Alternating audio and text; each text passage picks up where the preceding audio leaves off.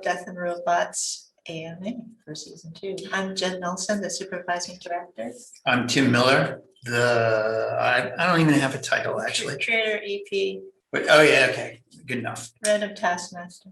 You guys know the drill here. It's ask us anything about the show. Some questions are off limit, like, is there a God and what does he do? And does he care about our show? I have an opinion, but this is not the time to talk about it.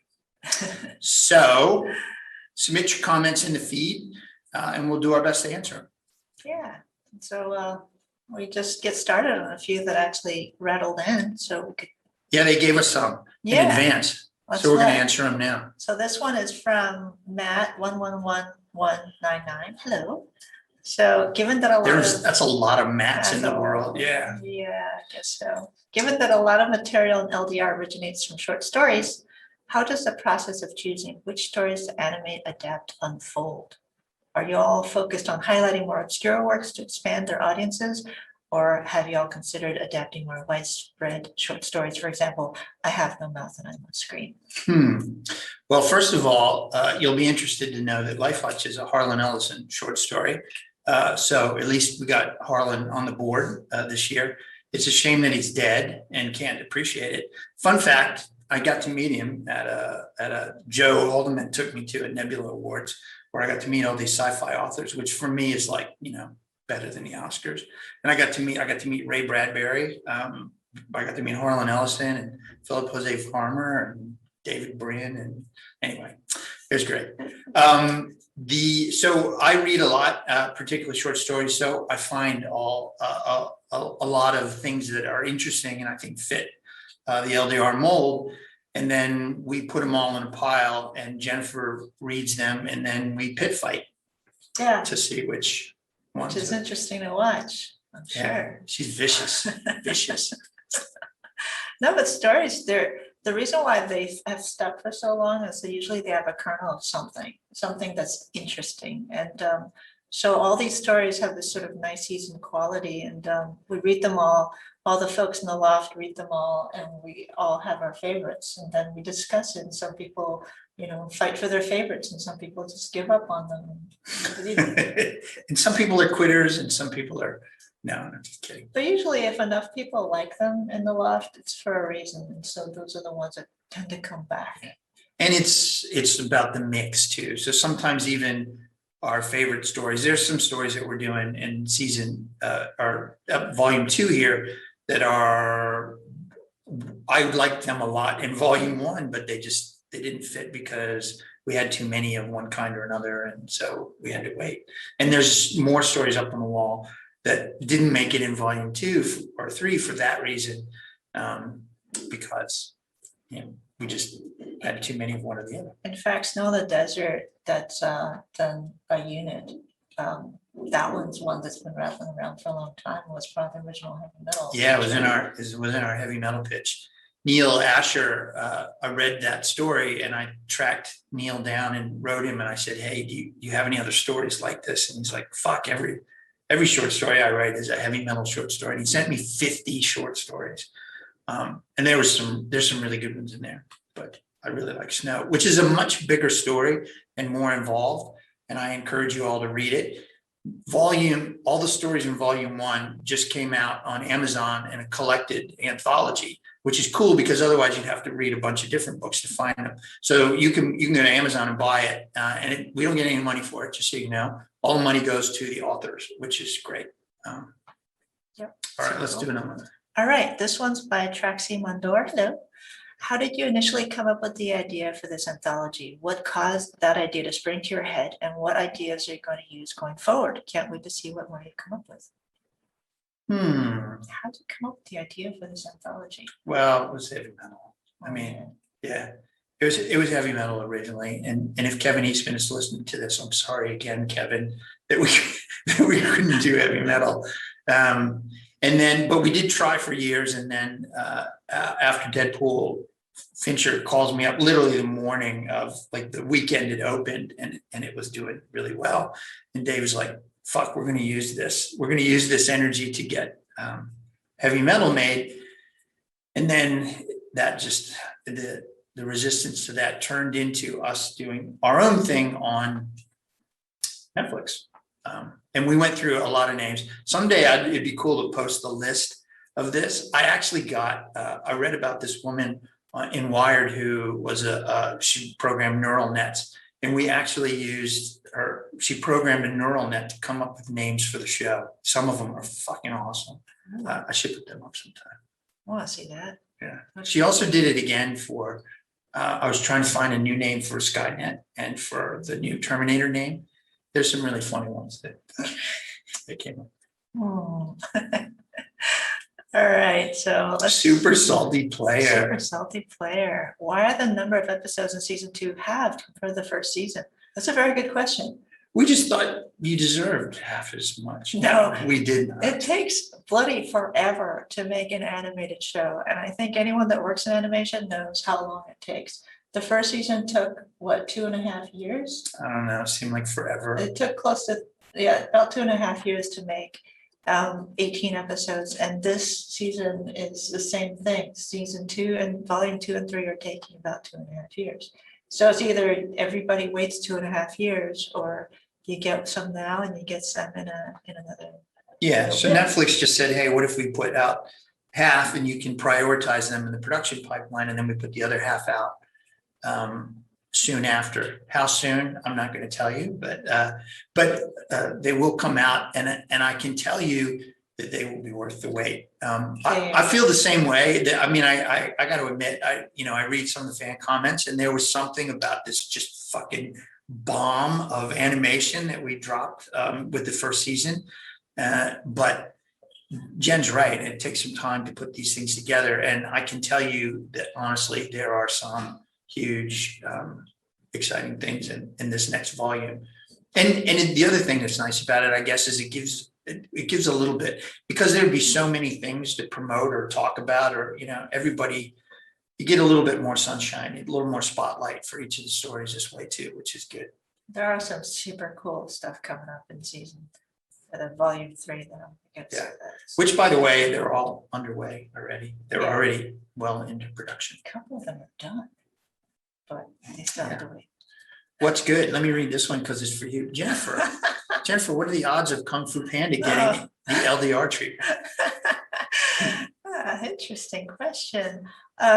Well, Kung Fu Panda is a sort of a family show, so it probably wouldn't be appropriate. But here's an interesting factoid. Weren't you talking to Jack Black in the original Heavy Metal pitch? Yeah, I don't know if I should say what he pitched. Something really cool. We wanted to do a music video, and you don't have to say what it is if it's something that. No, well, he had a Tenacious D song that was kind of a rock opera thing that I thought was really cool.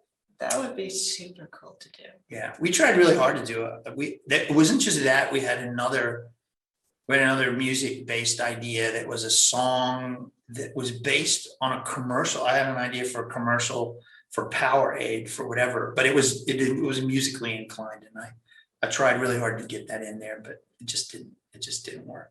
But I love Jack. I would love to find something. But maybe DreamWorks will let us do a really violent Kung Fu Panda. D. Marvin. Go ahead, Jen. Oh, actually, there's one from Oh Witchy Woman. We missed one, right? Oh, did we? Oh, yeah, we missed Oh Witchy Woman. Because it's not highlighted in blue. Okay. Oh Witchy Woman. What's the reasoning for use pre-existing stories and not of your own? I'll take that one. You know, in season 1, it was more open, and we took a lot of pitches, less from writers and more from animators. And I don't want to generalize, but I'm gonna generalize in that I just think writers do it for a living, and they're more prolific, and they come up with really great ideas. And if you read short story books, they're just sitting out there. Like, jewels scattered on the sand waiting for us to pick up. And instead of doing development, like, hey, this is a cool idea, it's almost always just an idea, and then you have to develop it. And sometimes it works well, and sometimes even in the process of developing it, if they listen to my notes, it fucks it up, right? So it's kind of nice where you get a story and it's finished, and you can evaluate it. It's also purely volume. I mean, there's plenty. I mean, there's plenty of animators that are great writers. The thing is, it's just purely volume. Even professional hardcore writers that have hundreds and hundreds of short stories, we've gone through hundreds of their short stories and maybe found two or three that might work for the Yeah. format. So unless an animator comes in with 100 stories, a chance that we're going to choose one of them is really hard. It's a matter of just finding the right match of stories. Like we might have 5 excellent stories of orcs, which we didn't unfortunately, but we might have 5 excellent stories of orcs. There's one good one. But we might only end up with two one. really What do you good. do with the other one? So it's a tough thing. You get people with passion projects and they're amazing, but they just might not fit the mix. Yeah. And development kind of sucks. It could be hard. So anyway, it's just cool, and I love authors, and it really is this so much more to choose from. Which is not to say, like we had two original stories in the first season. I'm not going to say we don't have more. There's none in volume 2, but anyway. All right, D. Marvin. But yes, D. Marvin. Right. Oh, we skipped one. Oh, sorry. Welcome back. They're moving shit around. Jamar 4234. What was it? What was the basis inspiration for the freezer episode? I was lost in the sauce. What do you mean you didn't get it? Or you just didn't, it was just lost. It was a Michael, that was the one I directed. It was a Michael Swanwick short story originally. And I really love Michael Swanwick short stories. You know, I'm sure he'll make another appearance and show at some point. He's a really great author. If you haven't read anything, I would recommend Stations of the Tide, maybe. But I just really like that story. It's kind of the same with Drowned Giant. It's not a theme with me. I just ended up that way. I pick these stories that are like your mundane existence, and then some fantastic element comes in instead of being a complete fantasy world. I don't know why. Maybe because it can happen to you. It just interests me. It could. Maybe it has. You don't know. All right. So D. Marvin, fans have noticed less sexual nude content in season 2. But what other shifts in approach, tone, or story selection occurred after the first season? Was there any conscious rule changes or updated goals for the show in general? And did audience feedback play a role in how you approached the new season? This may surprise you, but Jennifer was really pushing me to put more X-rated content in this season, and I was just no. Well, I'm not the one that would say less sex and nudity in the content for sure. I don't think that there was any conscious decision other than, I don't know about you, but I do feel like the world has shifted a little bit lately, and there seems to be a bit of a culture war going on about what's appropriate, what's not appropriate, what is exploitive and not. And I'm very aware of it. I wouldn't say I'm scared of it, but I'm aware of it. And I never want anybody to feel badly about the stuff we're doing, although it's inevitable because that's the way the world works. There were some audience feedback about people feeling badly, so. Yeah, but I wouldn't say that, I don't think that I can't remember a single instance where we said, oh, well, we can't do this story because there's fucking in it, or there's a penis in it, or there's some nakedness. It was just. I think pound for pound, there's more penis this season than any other time, but. Yeah. But it happens. It's a balance in all things. Shapeshifters had a lot of penis in it. Yeah. So Real C asks, would the team ever consider revisiting one of the stories already told in a future season? And past Neat 5693, are there any stories from S1 and S2 that you would revisit? This might be a good time to let you guys know. We were allowed to give you one Easter egg, and we decided what that Easter egg was. For season 3. For season volume 3. Volume 3. Yeah, we keep wanting to say season 3. It's volume 3. Tell them what it is, Jen. Some characters are coming back. 3 of them, 3 characters, 3 robots are actually returning for the a sequel short. We enjoyed working with John Scalzi so much, and those stories were so popular on the service. I think, I don't know if there's an accurate judge of popularity, but Zemo Blue and Three Robots were, and The Witness were pretty regularly listed as favorites, and Three Robots because it's so fucking funny. So, and we really like working with John. He's a friend now as well as He's an an author. excellent guy to have lunch with because he Yeah. tells the best stories. Yes, he does. That's why He's I just a love super nice guy. So we asked if he wanted to write another one, and he did. And it's coming to you in volume 3. it. Yeah, so there it is.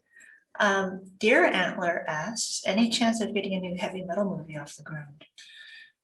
I know there's been some moves lately with them, with some production deals, but not with us. We had our moment, and Kevin Eastman is a really good friend of mine, but at the moment, no, I'm sorry to say. I really hope it happens because it was fundamental to my development and my, well, let me see, that's development, as my desire to be an animator. And Yeah, And it was I love it. huge. It was huge. For a lot of people, Huge. so, why not?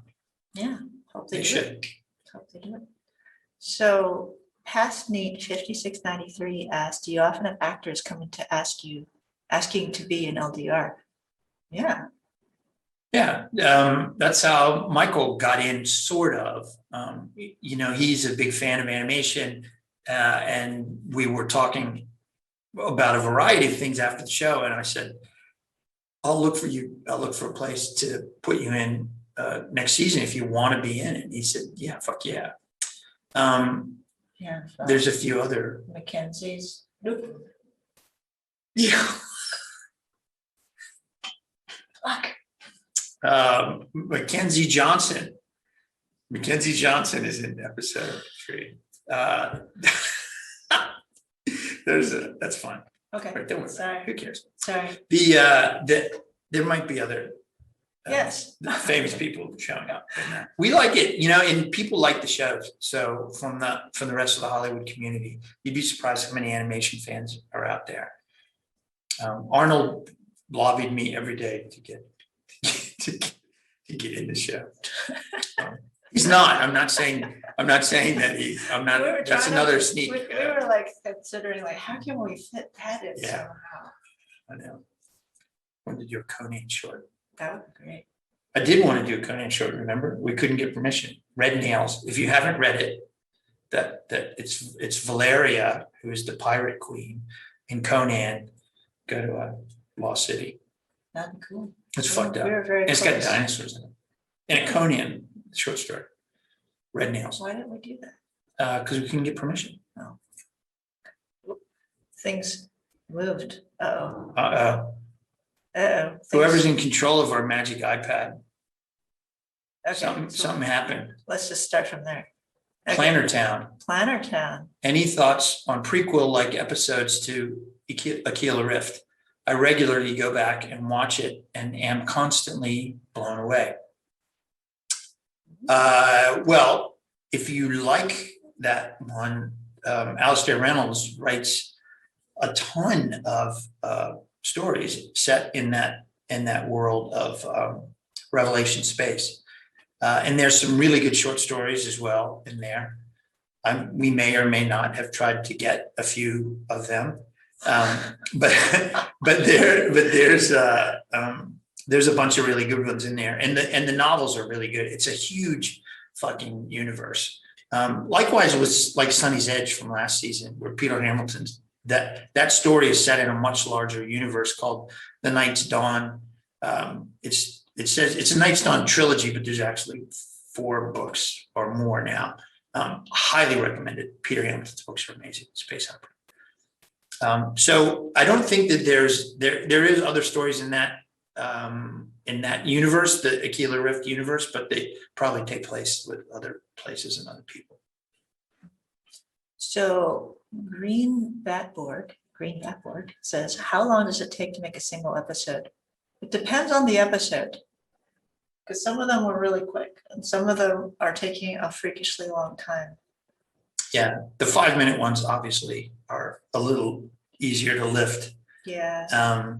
But Depends on the technique. probably a year between us saying, yeah, that's the one, and getting a deal done, finding the right company and giving them time to do it. It takes about a year of actual production, but even before that, it takes even longer to get the script right and all that stuff. So Yeah, a little over a year. there's a lot of shit that has to happen. A lot of contracts Why to do be we signed. do all and- this? Yeah. Why? Because we like pretty things. Yeah, because then eventually you get to the fun stuff. Yeah. KU 7A, where can I get that wallpaper to make my posters in my bedroom? That Oh. wallpaper That stuff. Oh, man, this one here, or is that stuff? this was one they made. I think they're talking about this stuff. These are the posters, but this one in particular is printed on the stuff that they do. They make billboards out of, so it's like this plasticky canvas one. They're special. I want one of those. Yeah, there's some big posters out in the world too that are, Go rip them off the no, walls. don't rip them off. Go rip them Not off. right Rip away. them off the walls. Wait a little bit. They'll put more up. Wait a little bit before ripping them off. Yeah, next week, rip them off the wall. Okay, so Neil RM says, was Life Hutch all CGI? No, No, it was not. it was not. It was an actual live action shoot with Michael B. All right. We shot one day, and if you watched it, which you obviously did, you'll see that a lot of the story takes place with him, bleeding out on the floor. So we built just a little piece of set, the floor and the little wall behind him. All of his costume is CG, and really all we wanted was his face. So all those shots of him laying on the floor are not all of them, because actually there's a bunch that are still CG, but anything that was a close-up, so we just wanted all that emotion. So And originally it was thought of like, oh, this might be a cool idea, and maybe it'd be a great way to get like real fidelity in the face and stuff, and maybe it might actually be easier, but it was not easier. I can test that. You listen, don't let the blurry eyes. I think it was easier, and because you know why? Because they'd still be working on the fucking facial animation, because we never would have gotten out of the True, uncanny valley on those close-ups. true. But I It's think pretty subtle. anytime that you join the live action and the CG side of it, though, there's always a little bit of jiggering. I'm pretty excited. And as much as this is a show that celebrates animation, I always feel like there's, it's as much about the stories as anything else. So I always like mixing a little live action in there just to say we can if we want. Yeah, and it's also the whole spectrum of it. I mean, the whole side, complete live action like the Fridge was in the previous season. And then over here, you have full hand-drawn 2D, so Yeah, it's a little bit of everything. yeah, a bit of everything. This was a funny question from Elias the Pro, 2005. What kind of weed did you guys smoke while creating the episodes? We're too busy to be smoking weed. We're trying to finish these episodes for you guys. But it's funny you should mention that. We did, and Netflix takes its promoting of the show very seriously. So they come to us with all these like really crazy and cool ideas on how to get the word out that there's a show out there. So one of them was partnering with a weed grower. So we did a partnership with Glasshouse Farms, and they developed 8 strains to go with each episode this season. You can buy them. I'm reading this. You can buy them next week at the Pottery in LA or the pharmacy in Berkeley. And it's a really beautiful package. Too. Yeah, It's it was real classy. really slick. It has like a little package for each episode, the different blend and Yeah, I don't know. I can't speak to Jen's predilections, but I stay away from things that like. I'm not a big weed smoker. I've got nothing against it. I've taken every kind of drug that you don't have to inject with a needle, and even some that you have, like Demerol, which is awesome. But you don't. But weed smoking makes me sleepy, which I'm not creative enough. But I know a lot of people who are. but we get some for We got yeah. we're I'm gonna gonna get some. yeah. I'm gonna try. I'm gonna try some of this. I know it's whole like that's the weed of me in college, which is like, 40 years ago. So Well, I know it's a little more stronger. of a science today. Mm. All right, so Jochita won. You notice she didn't say anything. I didn't say anything. Yeah, she's wisely kept silent, Next question. which is pretty much our whole relationship. Jochita one says, were volume 2 and 3 supposed to be just one volume originally? It got split into 2 very early. Like Yes, Like- but it was originally. originally because like very, very early, but we split it well before even. I think we had 18 stories on the board More, at the time. yeah. But it But was yeah, split like really early, like in the first few weeks. You start talking about scheduling and I'm Yeah. all, fuck yeah, we can do it. It And was. everybody else is like, you're crazy. We can't It was, do that it fast. was early when we were talking about schedule. I was like, well, this is when you can get it. Yeah, but they were, I don't know the answer to this with complete accuracy, but there was a time when we looked at them all together and the mix of 18 or 16, as it were, in this, or however many there are in this one, the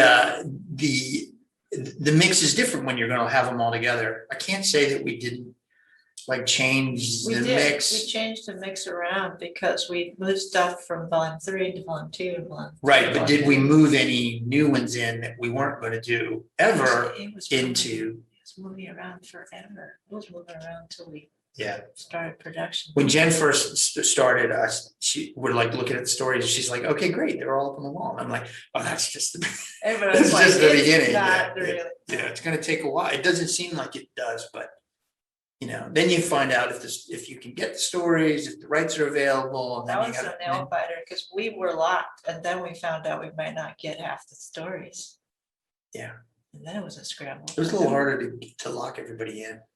Yeah, Season 2. I don't know why. Drown Giant was a. Drown Giant was Yeah. an epic begging fest for me. Yeah, it all turned out. We got the story. I'm happy. Holy Holy Caesura. Caesura. What does that mean? How did you get where you are today? That is a long, winding. That's a tone. I started as Nova, and I have noticed in director interviews, I don't know if you've noticed this, but directors can't answer any fucking question without going back to their childhood. I remember the first time I Like saw a movie. psychotherapy, right? Yeah, it's Yeah, just like all mine. based on your childhood things form. I wanted to be an illustrator and do comic books. That's how I got it. And then, which led me to animation, which then led me to computers, which then put me here. You know what I think is interesting is you do live action, but you have such passion for animation. There's not that many people that do both, or appreciate both. I stumbled into live action. I always wanted to be an animator. I still want to be an animator. So I told you that story. Somebody asked me after Deadpool came out. They said, "Well, I guess you're done with animation now, just because you're a live action director." I'm like, "What? You fucking crazy?" No. And especially now, because as adult animation gets its day in the sun, finally, I feel like now we can tell the kind of stories that you, me, and probably almost every other animator wanted to do. Not that Yes. talking animal movies aren't great. I'm not They're saying good for that. the kids, but for the rest of us, Yeah.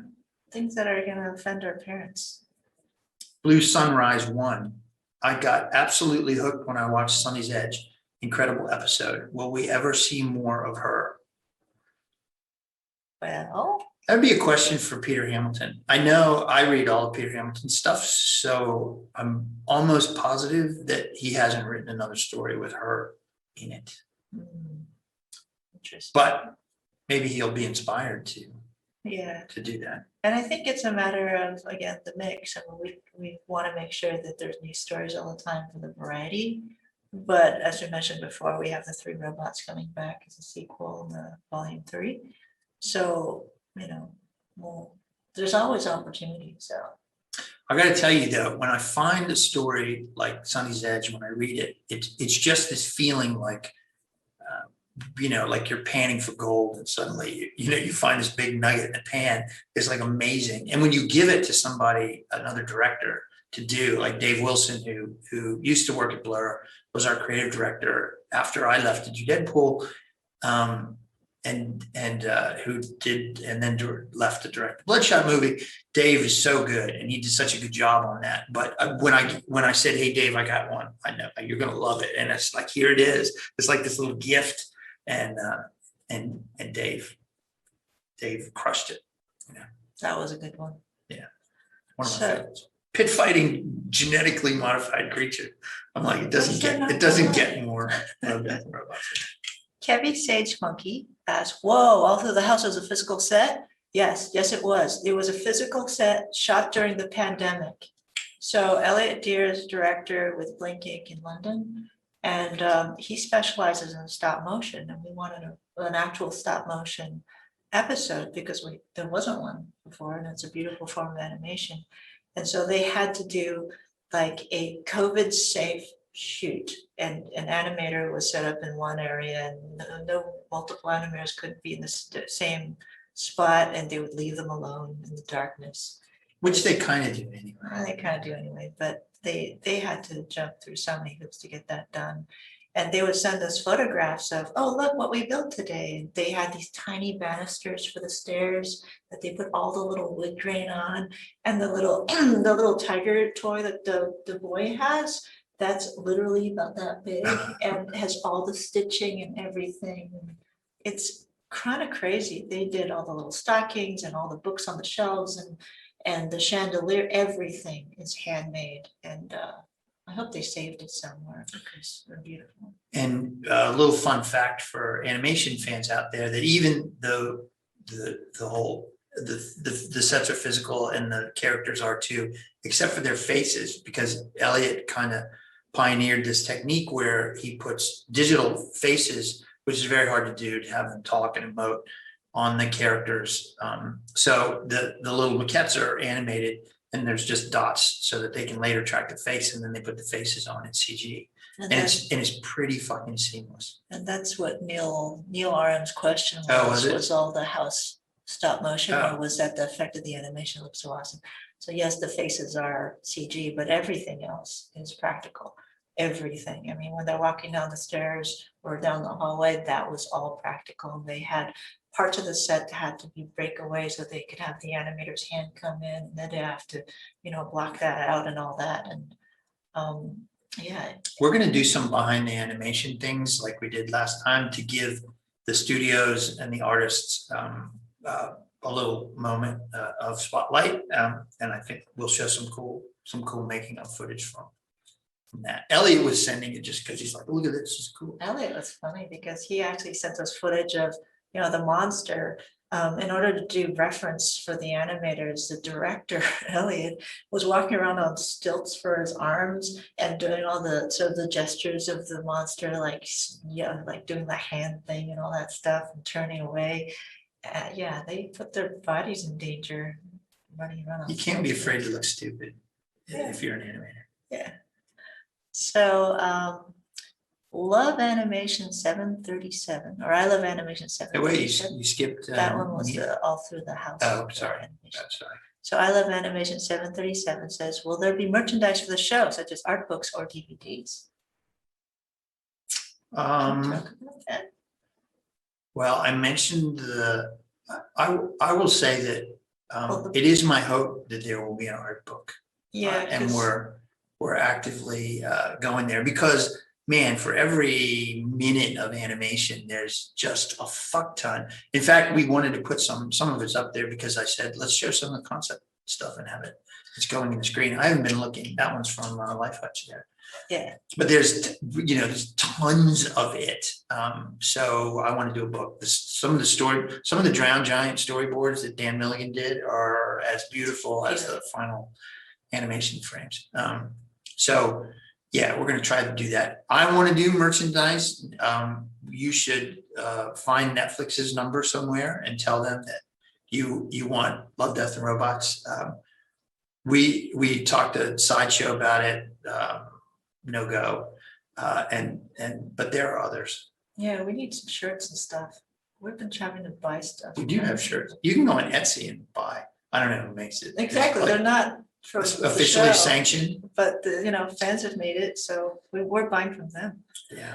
I want to see some. I mean, if you came to Blur, you would see like little figurines on every animator's desk in the universe.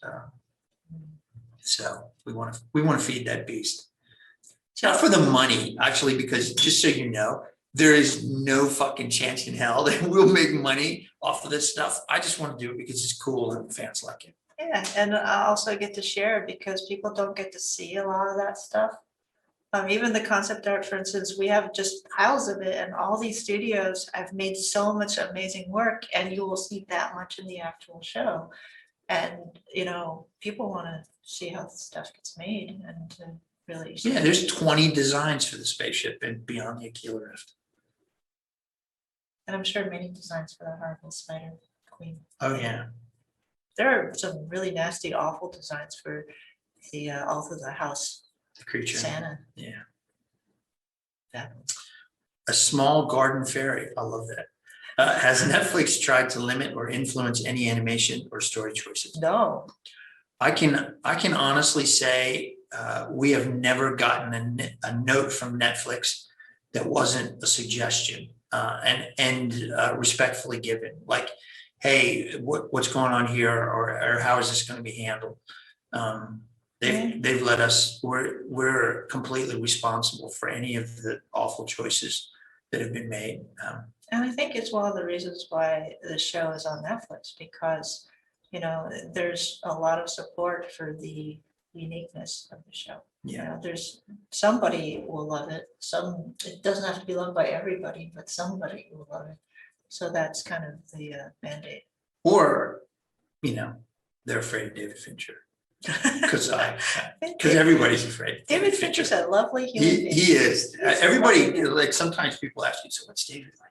Oh, he's like the funniest fucking guy I've ever met. He is. Usually at my expense, but still the funniest. So he really, really is. And he's got a crazy, amazing camera, of course. Pretty Dark says, was the tall grass inspired by the Stephen King story In the Tall Grass? I would know. Now, that's a Joe Lansdale short story.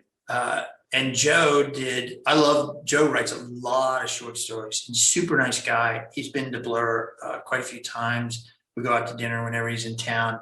And he wrote last season's Fish Night, which I really love.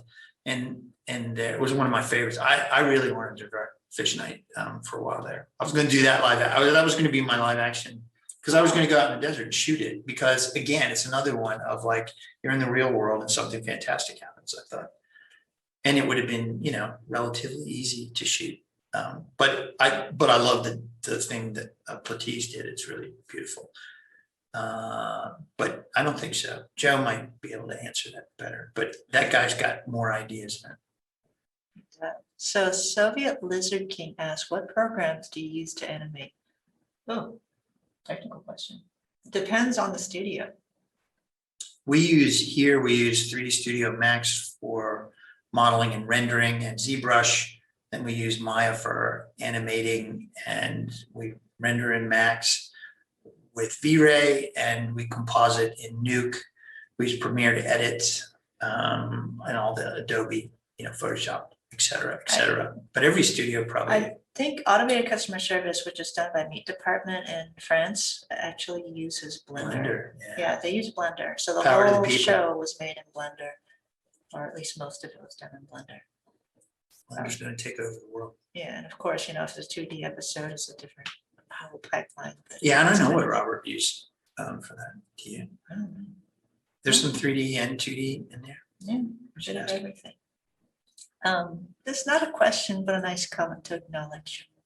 It says from Shaku Shaku 1, hi, your show inspired me to get better at my art. I'm a 3D artist. Now that's actually really cool, because part of the reason we're all doing this show is because it's celebrating what animation can do, and it inspires us. It inspires me just seeing all the stuff come in for dailies all the time, Wine Studios. Every- I mean, yeah, that's the every fun day. part of the job, you know, they send stuff in, and I'm like, holy shit.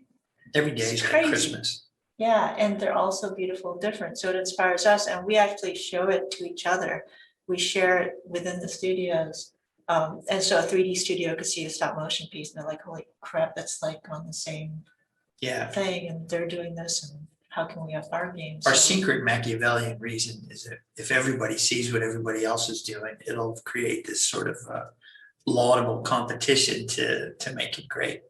But you know, if you're in the animation industry, there's so many times people will go, everybody has the same influences. Like Jennifer and I would both go. Liquid Television, Peter Chung, Aeon Flux. We had all these same influences. Heavy metal was a big one for me. But man, how cool would it be to 10 years from now or 20 years from now to have people say this, that show made me want to get into animation. I love that. Probably this, I mean, Shaku Shaku 1 might end up being the next, you know, crazy cool, different idea. Because, you know, the inspiration goes forward, and I'd love to see what they do. Yeah, we all walked that path.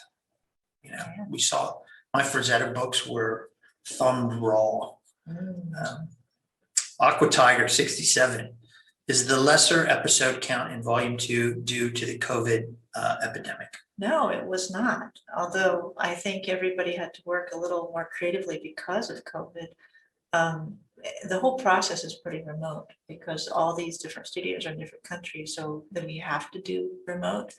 But really it's just, it takes time to do animation. It just takes a long time. And I wouldn't say it's a lesser episode count. There's just a little more space between when you're going to watch, where you're going to watch them.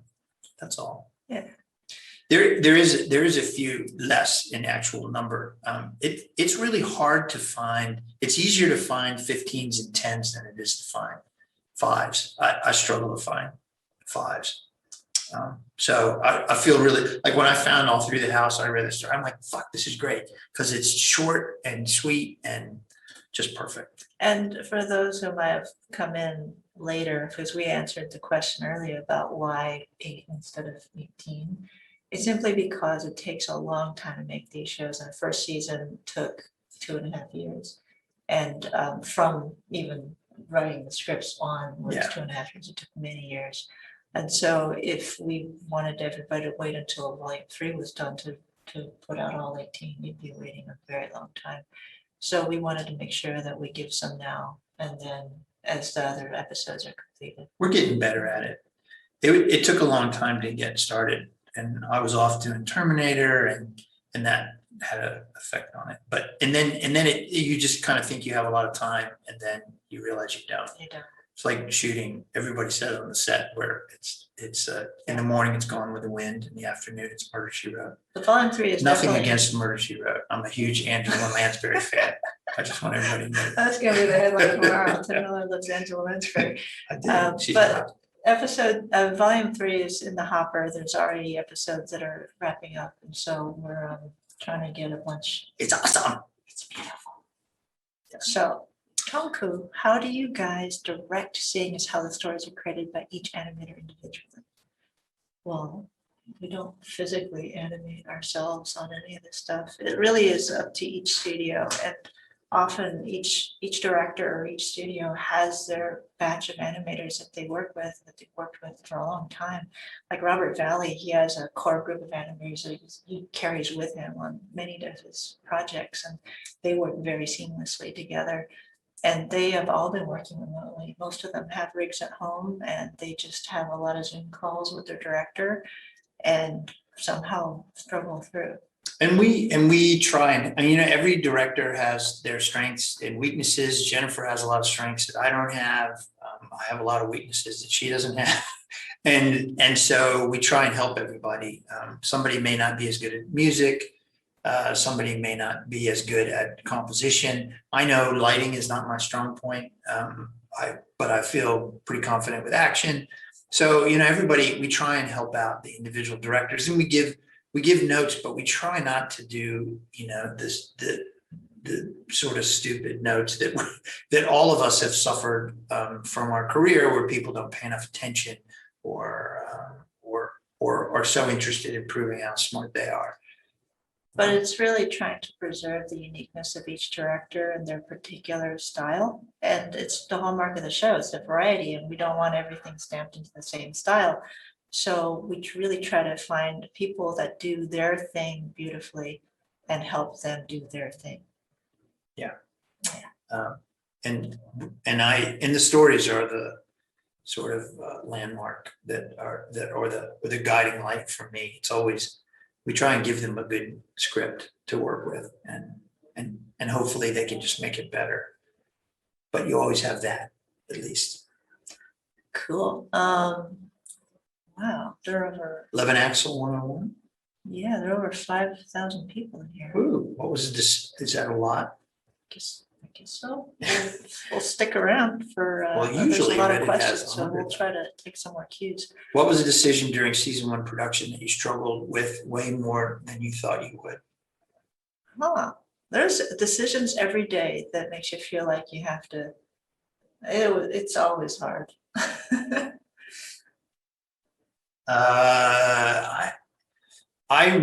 Digic is a company that did Secret War last time, and I love those guys, and I love Secret Wars was one of my favorite, and we kept trying to find a one for Digic, and for a variety of reasons it didn't work out, but that was one that kind of vexed me. They do such great work, and they're such good guys.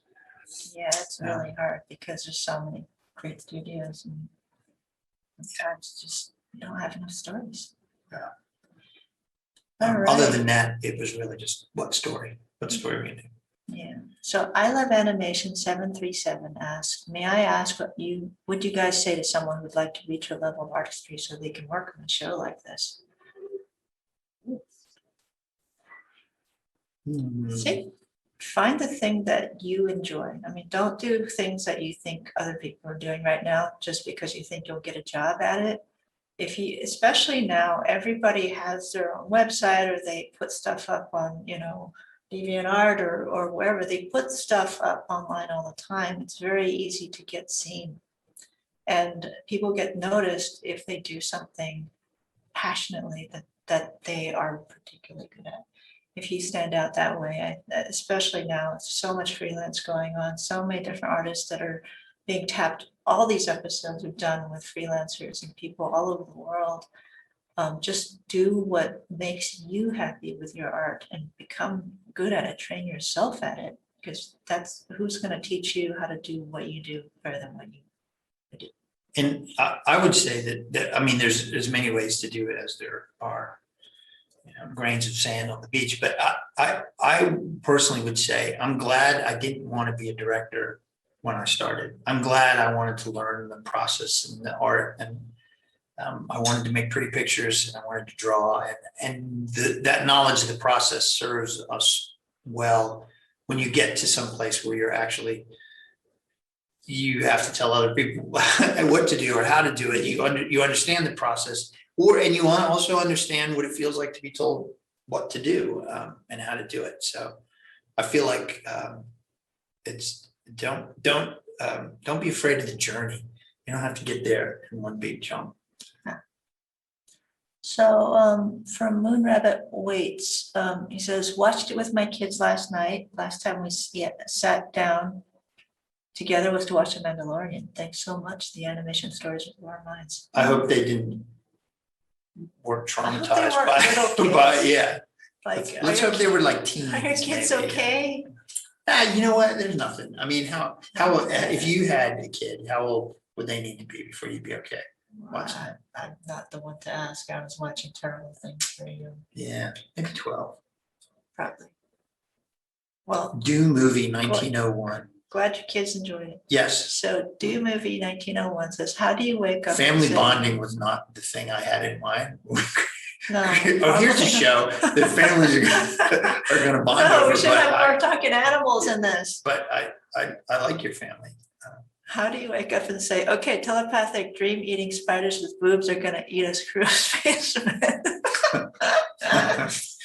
Well, the first thing you should know is that nearly every story or movie, if you sound stupid in the log line, particularly sci-fi and fantasy, they all sound stupid. When I pitched Drowned Giant, it's like, yeah, this dead giant washes up on the beach and rots, while a pseudoscientist talks philosophy about it. Does not say, yeah, sign me up. I want to watch that. My question is, why wouldn't you think telepathic dream eating spiders with boobs are gonna eat a crew spaceman would be a bad idea? I mean, Exactly. That's also pretty. I'm not sure those are boobs Yeah. on the spider. Who can say? Anyway, Night Fox 2077 says, couldn't help notice a lot of shorts were made by Blur. While they're amazingly done, was there a reason behind it being focused on one or two studios compared to season one, or was more branched out? How's COVID playing the situation? Well, season one, there were quite a few done at Blur. Yeah. I think maybe there's only, I don't know, maybe we did an extra 10 minutes.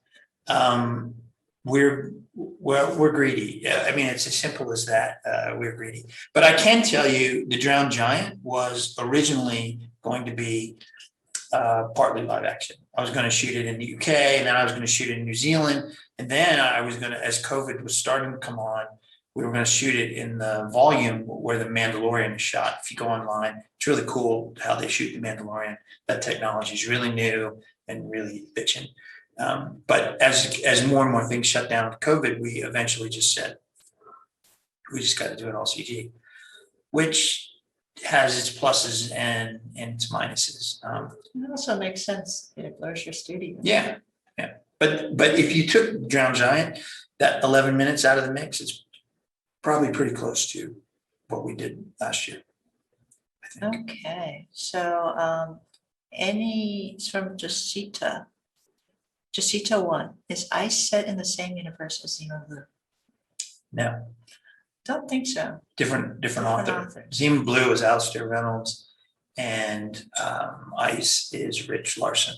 It is set in the same universe of Robert Valley's art style, so there is similarities visually, but I highly recommend the book that I found Ice in. I think it's called, it's a short story book. It's got Tomorrow's in the title by Rich Larson, but there's a lot of really good stories in that book. I like him. cool. All right, so Tohack42 says, any ideas you couldn't do for any reason, technology, content, etc. I wouldn't say content was a problem. Technology really isn't a problem because we can pretty much do anything. I think Pop Squad was in the mix last year, and I would say we couldn't do that until Jennifer got here. Because of the story. No one else was crazy enough to tackle that one.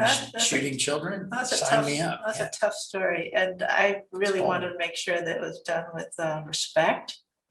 So that's, I mean, yeah, which means I couldn't leave it to Tim to do in some future season. So you were saving the story. We did have some conversations about, should we be doing this story? But you actually talked me into just do it. If you want to do it, there's a way to do it. I think you did a great job of with some really tricky material. It was a little bit of a shimmy. Manson, do you have any recommendations for animators wanting to switch to directing or interested in directing? Is it necessary to go to university for that? Did you go to university for directing? Well, you can get a chance to direct. I mean, I directed my own little animated movies when I was in art school. Yeah, They were mine. You didn't go to school for directing. Sucked. No, but you don't have a director to do animation. But I would first reference what I said earlier, where I wouldn't worry about personally. I think getting some experience as an animator before you turn to directing is beneficial for you. Just like, you know what? I mean, I was 50 when I directed Deadpool, and I got to tell you that I'm not sure if I was 30, I wouldn't have fucked it up. And having run a company at Blur was actually the best training for having to manage a big production of people who you have to sort of command without making them hate you. running a company full of artists, just be training for that. I gotta say, I would be worried if a director came in and said, I have a degree in directing. I'd be like, what? Or would you be curious, like, No, I'd probably be very suspect. Anyway, so Diego 1107 says, any plans for sequels in the first volume? So you might be just joining us, but we actually shared that in volume 3, the 3 robots will be back. So those characters will come back in a sequel short written by John Scalzi. We had more fun doing this one. I think you'll like the ideas that the ideas that they explore are very topical. I think. So Diet Foods, was there a specific animation that made you decide to get into the business? Specific animation. I would say it was the heavy metal episode with the B-52 bomber. That's good. For me, it was Ghost in the Shell and Akira. You're younger than me. I think I may have missed that. Akira was damn fine. Ninja Scroll. Ninja Scroll was good. Yeah. Yeah, Akira was pretty great. Yeah. So. Did you? I thought, sorry. What? All right. So let's hear from One Winged Fly. Says, I still want to know what kind of dreams you have normally. Dreams. I tend to have a lot of very lucid dreams. And so I would have to sort of learn things to do in real life so I would get frustrated in my dreams. Mine are pretty banal. I was having a meeting in the shower last night. I don't know why. There was another person in there with my wife and I, and we were talking about business. That sounds like a It's terrible weird. dream. It was weird, but So maybe we need to smoke some more dope. That's what we need to do. all right. So Witchy Woman asked Tim, did you get LDR tattoo like other people? You have enough. Right? I offered to, and I got some shit for Jen might get thinking mad. that. But you know what? If Netflix gives us another season, I will get a tattoo. I will You get heard it. it I will get an He's gonna LDR get a tattoo. tattoo. I will get an LDR tattoo. Okay, so so we're gonna be wrapping up at 6 p.m. So all right, so I think that'll be the last of our questions. Oh, wait, to end on this question, share final reflections. We're just puppets at the hands of. No, of they're the sending us a AMA. note saying we gotta wrap by 6. We What gotta time is wrap it? by 6. What It's time is it? 5:58. Oh, so we got 2 minutes, We got final 2 minutes. reflections. Oh, that's what it is. This is fun. Yeah, it's fun. I love it. It's nice to see what people are wondering about. I'm actually surprised that the questions were, you know, I gotta tell you that everybody is terrified when I get in on any kind of live situation, like shit that's gonna come out of my mouth. And I'm just glad that Jennifer was the only that said something she shouldn't have said tonight. That brings me great joy.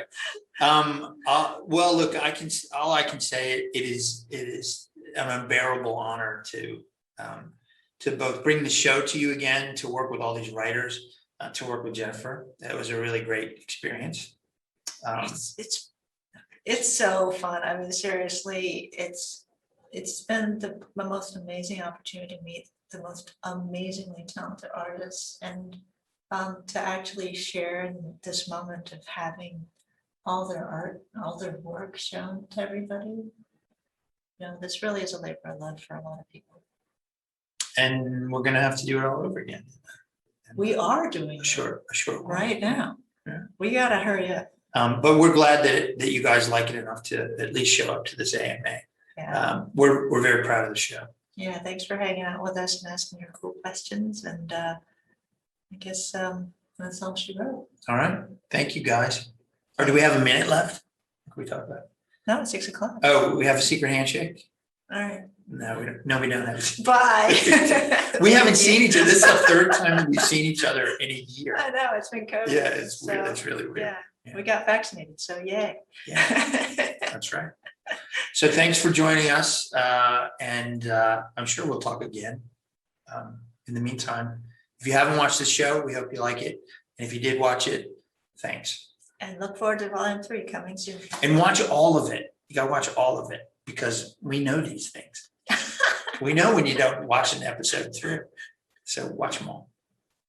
Thank you. Thank you. See ya.